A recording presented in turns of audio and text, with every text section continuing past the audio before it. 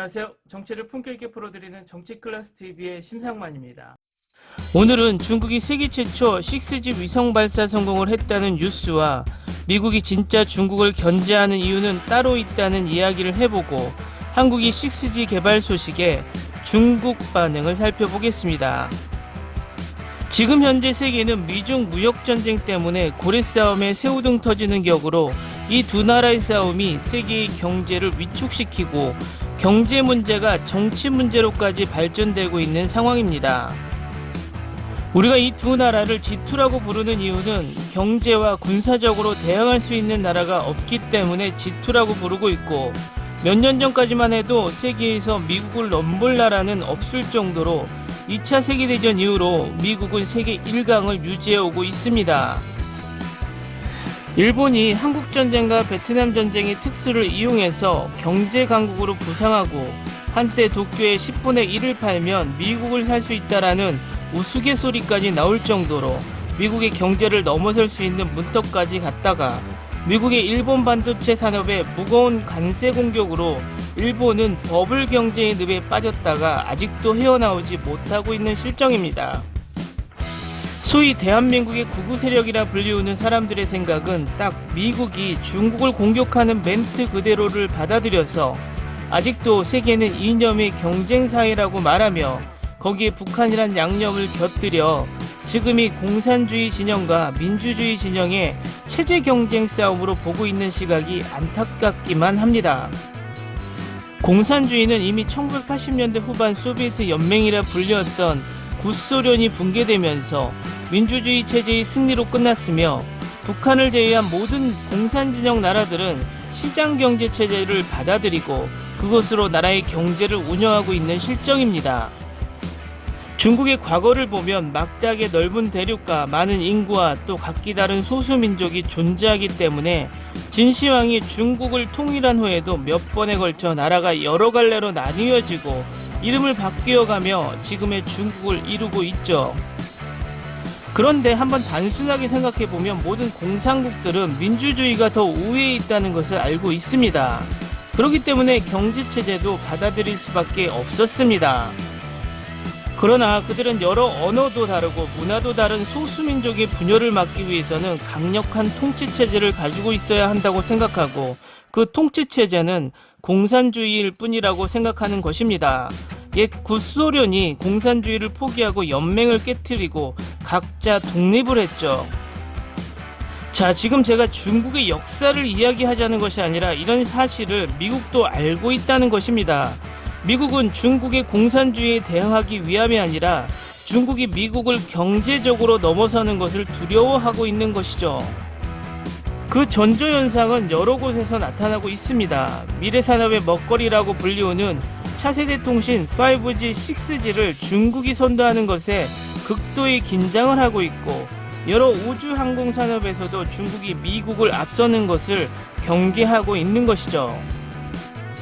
중국의 경제는 공산주의 때문에 앞선 것이 아니라 공산주의 경제체제를 포기했기 때문에 이 정도로 컸던 것이죠. 그 밑바닥에는 수많은 인구와 지하자원이 한몫을 했습니다. 제가 우려스러운 것은 중국이 미국을 앞서 나가는 것이 아니라 이 사실을 망각하고 일부 구구 세력들이 지금 현재 미중 무역전쟁을 단순하게 이념의 싸움으로 보고 있는 구구 세력들의 시각이고, 이들이 대한민국의 분열을 조장하고 발전을 막고 있다는 것이죠. 자, 짧은 중국 관련 기사 2개를 보시겠습니다. 중국 세계 최초의 6G 위성을 궤도에 보냄. 2020년 11월 10일 화요일 오후 9시 18분 세계 최초의 6G 위성을 중국이 캐리어 로켓으로 발사했습니다. 위치는 중국 타이위안이고 6G는 5G보다 100배 이상 빠를 수 있습니다. 두 번째 기사입니다. 중국 기술 자이언트가 너무 강력해지는 것을 막다. 대형 소매업체가 꿈꾸는 블랙 프라이데이 같은 쇼핑 페스티벌인 시그널스데이는 일반적으로 중국 주요 온라인 플랫폼에서 호황을 누리는 시기입니다. 그리고 실제로는 올해 11월 1일과 11월 11일 행사를 시작한 알리바바는 기록적인 560억 달러의 사업가 초당 최대 58만 3천 개의 주문을 기록하고 있다고 주장합니다. 그러나 중국의 기술 투자자들은 응원만 하고 있습니다. 이는 본토 정부가 알리바바, 텐센트, JD.com, 메인투안디안핑 같은 거대 기술 기업의 권력을 통제하기 위한 규정을 발표하는 과정에 있다고 발표했기 때문이다. 시장 규제국은 처음으로 반경제 행위를 명확하게 정의하는 추안 규칙을 발표했습니다. 가격, 지불 방법 및 쇼핑객을 대상으로 하는 데이터 사용을 포함한 영역을 다루고 있는 것입니다. 이는 전자상거래, 결제 시스템, 배달 및 게임 및 비디오 엔터테인먼트와 같은 비물질화된 서비스에 걸쳐 거대하고 다양한 제국을 구축한 중국의 소비자 대면 기술 대기업의 비즈니스 모델과 직접적으로 반대되는 것으로 보입니다. 생태계는 사용자가 가능한 오랫동안 광대한 벽을 둘러싸인 정원 내에서 참여를 유지하는 것을 목표로 하는 소위 슈퍼앱에 의해 지원되는 경우가 많습니다. 중국 고객은 정부의 감시를 받는 데 익숙해져서 데이터 프라이버시 문제에 대해 서양 소비자보다 훨씬 덜 걱정하는 것으로 오랫동안 제한되어 왔습니다.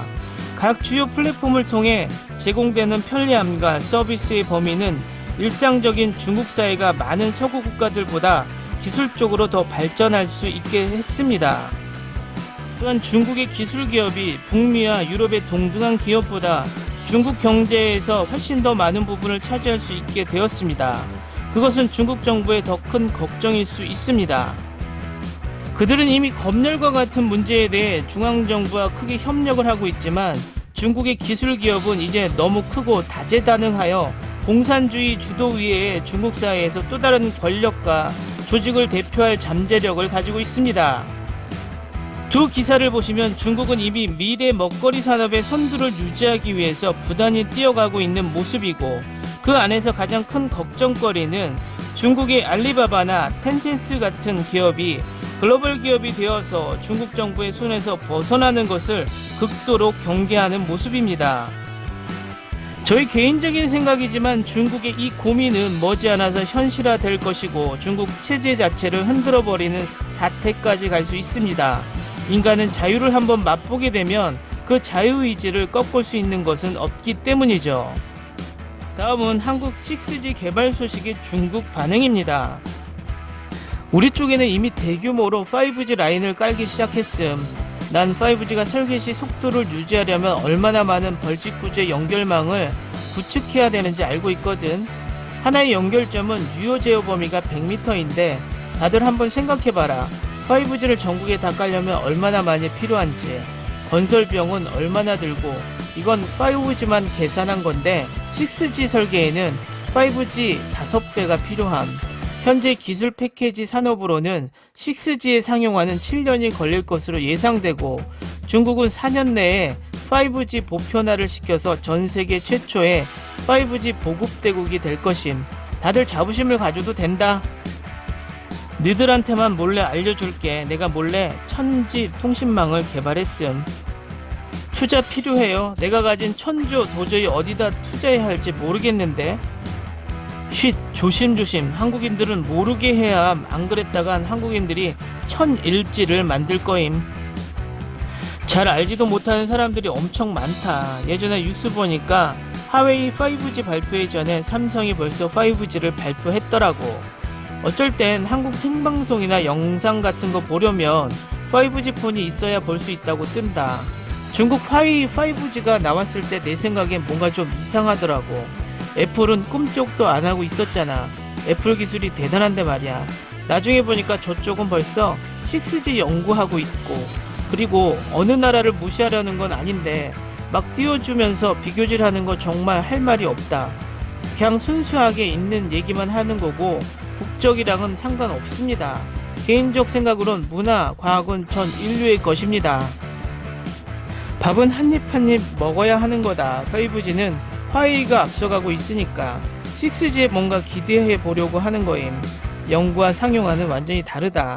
쟤들은 당황스러우니까 6G 얘기를 막 떠드는 거고, 런정페이 성격상 5G보다 더 좋은 걸 준비 안 하고 있을까봐 그냥 얘기를 안 하고 있어서 그렇지, 단 한마디로 짖는 개는 사람을 물지 않는다. 짖지 않는 개야말로 진정 무서운 거다. 한국은 세계에서 인터넷 속도가 가장 빠른 나라라는 걸 잊지 말아라. 나라가 작으니까 쓰는 사람도 적고 인터넷은 당연히 빠르지. 우리 성 하나만큼도 안 되는데, 우리 이쪽에는 신호탑 하나 있는데 근처 마을에서도 인터넷 속도 완전 날아다닌다. 그럼 왜 다른 작은 나라들은 별로 안 빠른 건데? 홍콩, 마카오, 타이완은 한국보다도 작은데 왜 제일 빠르지 않음? 한국이 선진국? 크크크크. 네가 아무리 크크크 거려봤자 한국은 선진국이다. 남들이 장점을 직시할 수 있어야 자신도 발전할 수 있는 거다.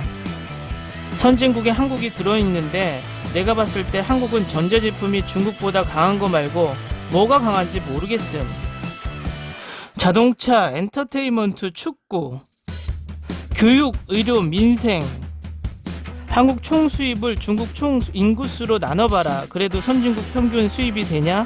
아시아 네마리 용은 영원한 게 아니다. 누가 먼저 극속전송 기술과 전 네트워크상 사각지대가 없는 커버 능력을 갖추는가로 미래 6G에 대한 발언권과 주도권을 가지게 될 것이다. 이건 적어도 동기화 통신위성이 풀 네트워크를 커버하거나 양자통신 같은 기술을 구비하고 있어야만 한다. 한국은 6G 구축 환경과 조건을 가지고 있지 못하다. 그러기에 한국이 6G를 얘기하는 건 그저 엄포에 불과할 뿐. 미래 6G 경쟁은 중미 간의 경쟁일 뿐, 위성기술과 시장 배경을 갖추지 못한 나라들이 6G를 얘기하는 건 그저 우스갯소리일 뿐이다. 우리 국내에선 써볼 수도 없는 걸 먼저 우왕 시끄럽게 떠들더니 결국 외국이 먼저 시작. 국내 폰 가격은 아주 죽어라 비싸기만 하고 끝까지 안 살 거다. 사실 한국은 이미 7G 연구를 준비하고 있다. 한국은 맨날 전 세계 최신 흐름을 이끌고 있음. 미국이 이번 선거를 바라보면서 미국이 자랑하던 미국의 정치나 경제가 이젠 점점 쇠락되고 있구나라는 생각이 들기 시작했고, 세계도 그것을 느끼고 있습니다. 중국 또한 지금 무서운 발전을 이룩하고 있지만 공산주의라는 체제 때문에 나중에 큰 혼란이 올 것이고, 언젠간 중국도 구소련처럼 여러 나라로 나눠질 수 있습니다. 한국은 어쩌면 지금이 기회입니다. 미중이 서로 견제하고 세력 다툼을 하는 사이에 K-팝, K-드라마 등 문화적이나 5G, 6G, 수소 자동차 등 경제적으로도 더 도약하는 나름의 흐름을 만들어야 합니다. 그 속에서 쓸데없는 80년대 이념 경쟁의 잣대로 대한민국의 미래를 발목 잡는 일부 세력들이 빨리 각성해야 하는 것이 가장 첫 번째 과제일 것입니다. 오늘은 여기까지 하겠습니다. 오늘도 강화된 사회적 거리두기 꼭 실천합시다. 여러분의 구독과 좋아요는 저에게 큰 힘이 됩니다. 항상 시청해 주셔서 고맙습니다.